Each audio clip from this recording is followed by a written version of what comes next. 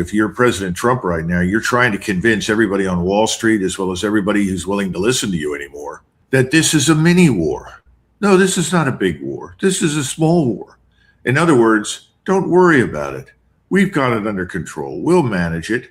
There's nothing really that the Iranians can do anymore. This will end when we decide to end it. In the meantime, by all means, continue to trade your stocks and bonds. Don't be concerned about this. This is not a major event. Well, Dan, that's nonsense, as you and I both know. What Iran has proven is that they can be very effective, and they don't really need a Navy per se or an Air Force.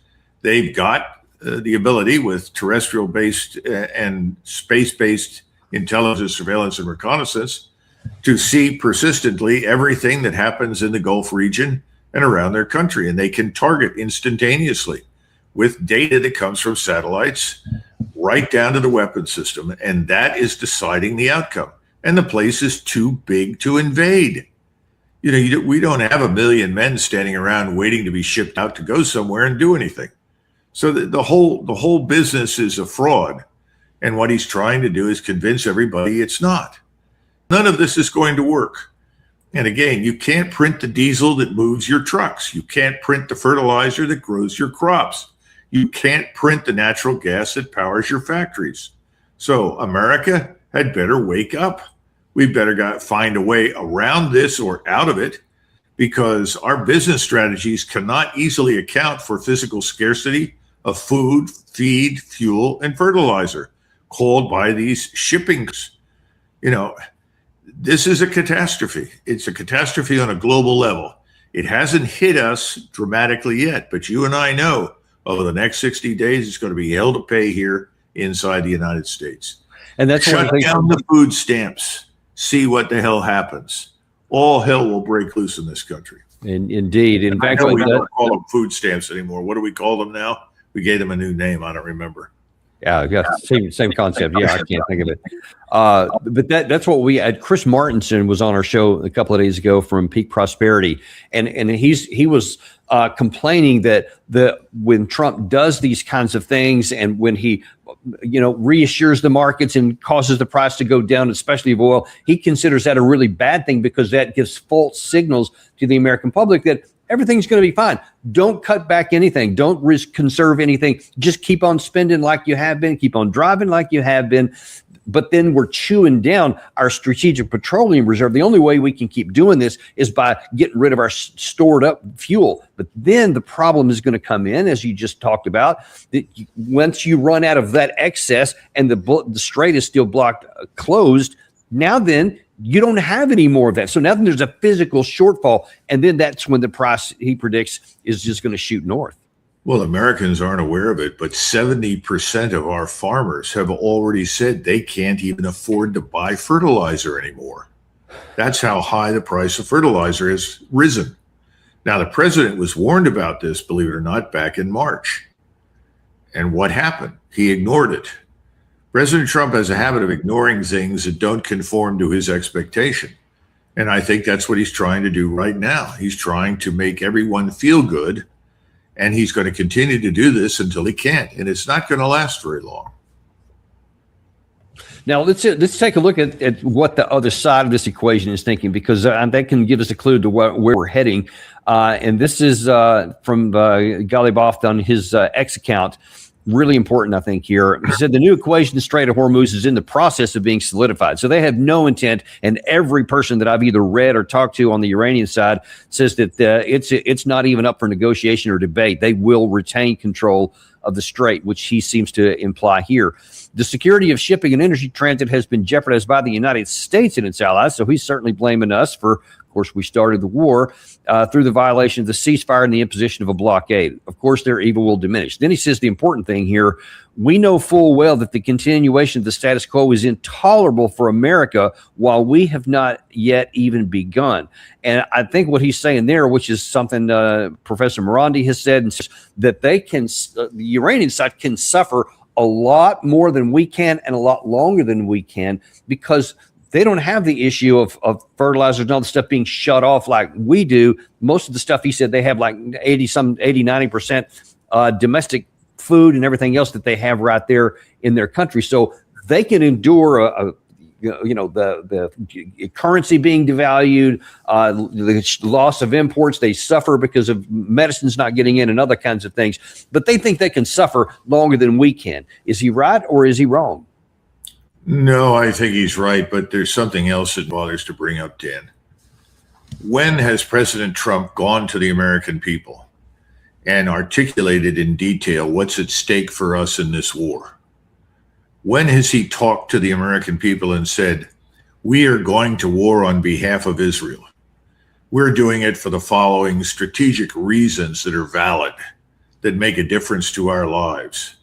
And we are attacking to destroy Iran because Iran's destruction will strategically benefit the United States in some way. He's never made the case because there is no case to be made for those things. Those things are ridiculous. When FDR did many things, and I didn't agree with it, I wasn't there, but I wouldn't have agreed with much of what he did. But on the other hand, he was very good at going to the American people and making the case. Even Lyndon Johnson made a stab at it. He wasn't very good at it, but he made a stab at it. Certainly President Nixon found it necessary, and he did it, and that's one of the reasons he was reelected in a landslide. What's this president doing? He's not doing his job as president, leading this country. That's the biggest issue right now. Making ridiculous statements in the Oval Office about reducing the people that you don't like to ruins or rubble.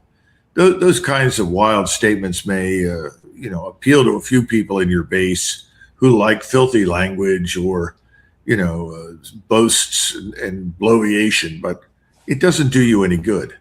And again, where is the strategy? What is the strategic framework? How does this fit in with the larger strategic interests of the United States and its friends? And our friends, by the way, in Asia are the people who are being hurt badly by all of this. I predict that before this is over, the Koreans and the Japanese will be inviting us to pack our things and get out of their country, just as the Germans now are effectively saying the same thing. Yeah, and then of course Trump is talking about getting out of the of 5,000 or so out of Germany, maybe out of Spain, and I think Italy too. He's just tossing these things around. I doubt he gives any thought to any of this stuff, but I'm pretty sure it's been landing on open ears on the other side, maybe moving them down the path of asking us to do so. Well, you and I know from experience that leaving Europe, frankly, is long overdue. We should have gotten out of these places a long time ago. Our presence there has been somewhere between a crutch for many of these countries and their economies, and frankly, a burden. How much of each it is depends on where you are. But the point is, it's unnatural. It doesn't have to happen anymore. There's no strategic justification for it. But if you're going to do this, instead of making nasty statements and justifying your actions on the basis of an insult, why not come up with a plan?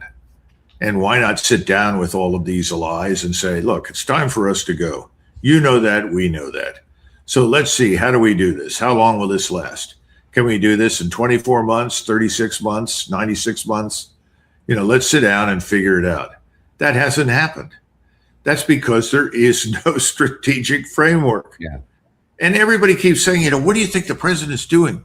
And then you have these poor, pathetic souls sitting on the sidelines like, it's part of a plan. It's a plan. We're harming China. China is the big loser here. Really? I don't think so. I think a lot of people are losing, but China's not one of them, and certainly not Russia. Russia's, profiting from a cash bonanza. The only thing in Russia that the Russians want to know is why the hell Putin isn't ending this war once and for all. They're all sick of it. They want him to crash all the way to the Dnieper River, cross it, take Odessa, seize Kharkiv, march on Kiev, and get it over with. He really ought to. It makes sense for him to do that. He's not going to have a partner in the United States. We're not going to help. The Europeans are sick of it. Their governments are teetering on the edge of disaster. They're going to fall. So Russia should take advantage of this. But they're not thus far. They're sitting around waiting to see what happens next. Big mistake. And these little incremental moves of 40 kilometers, 50 kilometers. Come on, that's not how you win a war. You may win a battle that way, but you're not going to win the war. So it's really strange right now. But the notion that somehow or another we're coming out of this smelling like a rose must mean that no one has a sense of smell, because the whole thing Right. stinks to me. Yeah, it's a very different smell. What we're shoveling, Right. Yeah. I think that's what the Sabine confusion is. Now, so all the stuff that we've talked about so far has been over the Strait of Hormuz. And by the way, this is an interesting map here. This shows in the green on the bottom. This is what General Kane talked about. This is the path that he wants. We want to protect people moving through. The one in the red is kind of in the center. That used to be the path, but it's apparently mined right now, so nobody's using that one. And then in the blue one in the up, that's the approved path for the Iranian side. So you have dueling blockades. And you also have dueling safe zones for people to get out. But right now, nobody's getting out on anything. So that just shows you some of the weirdness of it and some of the nonsense. But the last thing I wanted to talk about, though, all this is about the Strait and whether we get the blockades unblocked. But what if we don't? What if we get back to more conflict? One of the things that was asked at the press conference this morning was, has the ceasefire ended because of these attacks? And General Kane said, well, we've been attacked 10 times, our ships, but it's been kind of low level. None of them have succeeded. So stays below the threshold. That's a political decision anyway. So no, the ceasefire is still in effect. But when you look at some other folks, let's go back to Ghalibaf. This is from an Iranian account. This is through DropSite, where they have said, hey, this is what Ghalibaf is saying. He says the necessity for keeping the Strait of Hormuz closed and preventing U.S. destroyers from passing through it has made conflict between Iran and the United States inevitable. The main confrontation will be carried out with the Israeli regime. And it's interesting because you've had, let me see, I think I got this one still handy here. You've had General Keith Kellogg, who does the same thing. And he's like, look, we should arm the Iranian people to rise up, but we should take Karg Island. We should just quit dithering around. He's been saying this for a long time now. Do you think that the war is inevitable, or do you think that we're going to end up off without having to go back to the war? Well, I mean, that's where we really started the conversation. But I think the speaker in Iran hit on something very, very important that we're not paying enough attention to. What is the rationale for this conflict? It's ultimately Israel. The Israelis want Iran to be destroyed. Again, they view Iran as the last man standing, although they are now increasingly sensitive to the power and the influence of the Turks. And I think their other eye is also in Egypt, because with Turkish support, the Egyptians could pose a real threat. So I think we're losing sight of what this is all about. It all started with Gaza. Remember the 7 October attack, which is largely being discredited now. It's widely understood, even in Israel, this was allowed to happen, right? That's certainly what a lot of the evidence says, yeah. The problem we have now is we allowed it to happen. The Israelis struck back, and then they essentially demonstrated this was their trigger for a plan they already had on the shelf. This is the plan called Project Greater Israel. So Project Freedom has nothing to do with the Strait. It's all about the Project for Greater Israel. Well, that's falling apart in a number of different ways. We could talk about that on another occasion, but I think Ambassador Freeman was on recently and talked in greater detail about how that's collapsing. It hasn't worked in Lebanon. It's not going to work in Jordan. It's not going to work in Syria. And in the meantime, the countries, the two big players, Egypt and Turkey, are acutely aware of what the Israelis are about. And they're on the edge right now of intervention. That's what people don't understand. The entire world is aligning against Israel. And because we are unconditionally supporting them, the world is largely aligning against us. And this is going to get worse unless by some miracle, President Trump realizes all of the dangers that we talked about during this session economically and where we're headed. And if he understands that, he'd end this immediately and get out. And I'm not sure he really understands it, not based on those remarks that you just rebroadcast on your program. Yeah, and that's supposed to be puzzling, because that's supposed to be his one area of actual expertise about the economics and the business aspects, and yet somehow that seems to be missing. But then we're still left with what next? And actually, let me zero in on this Israeli situation, because I think in the last show we talked about, when we were talking about the first effects of the first 40 days of this war when it was active, and there was allegedly somewhere around 14,000 targets that we had serviced, et cetera. And that had brought us really low on interceptors, whether it's THAAD or PAC-3, on our offensive, whether it was JASSM or the Tomahawk cruise missiles. And if we go back into another active phase of fighting, I mean, we're going to dwindle them down into into the red or black in terms of the stockpiles. We just can't keep going on. Israel is embarked on a path, especially now in Lebanon, just adding to the rest of them. There's no easy path to military success here, and they can't even maintain that unless we keep shoveling out more cash and more bombs and munitions to allow them to keep going on that. Do you think we'll be able to continue giving Israel that so that they can even try to do these things?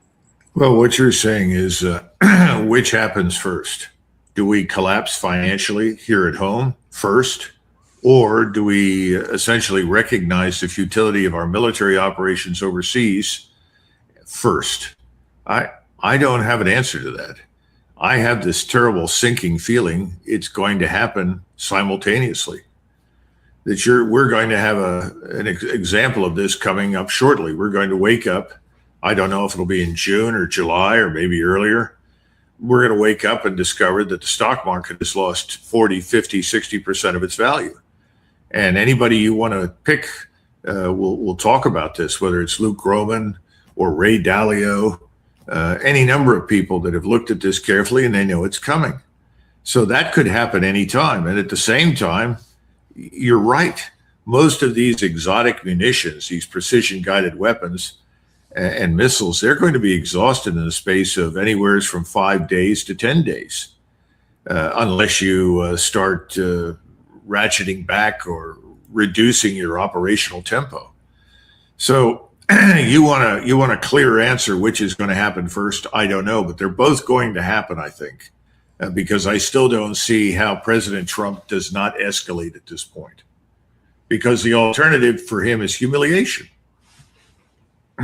Well, that's kind of the last question I wanted to ask here, because if last week you said Trump was just going to wait and figure it out mode, and then he figured out, okay, well, we'll do this blockade, and now we'll do this Project Freedom. Well, that's clearly no more than that's paper deep, because it hasn't resulted in anything so far, despite the claims of success there. So the question is, where are we going to be next week when you come back on the show? Because you just can't sit on this. He successfully, I checked again just a second ago, and the price of oil has continued to drop.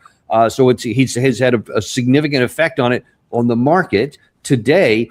But there's still 12 million barrels that didn't come out of the Middle East today again. And those stocks in the U.S. keep dwindling down. And so he can't just do this out.